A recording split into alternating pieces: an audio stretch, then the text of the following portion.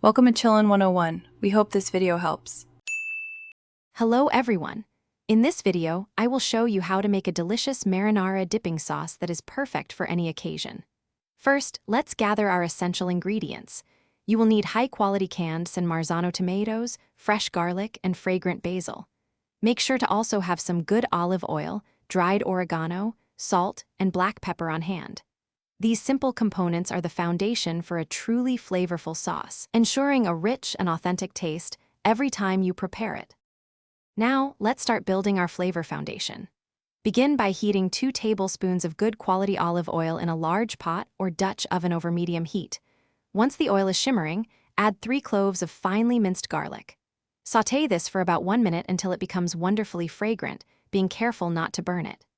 Next, stir in 1/4 cup of finely chopped onion and cook until it softens, which usually takes about 3 to 5 minutes. This aromatic base is key.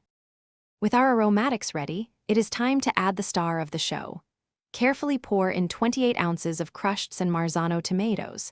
Stir in 1 teaspoon of dried oregano, 1/2 teaspoon of salt, and a generous pinch of black pepper. Bring the sauce to a gentle simmer, then reduce the heat to low. Let it cook uncovered for at least 30 minutes or even up to 1 hour, stirring occasionally. This slow simmer allows all the wonderful flavors to meld together perfectly. To finish our delicious marinara dipping sauce, stir in 1/4 cup of fresh basil leaves, either torn or roughly chopped. The fresh basil adds a vibrant, aromatic finish. Now, taste the sauce and adjust the seasonings as needed. You might want a little more salt or pepper.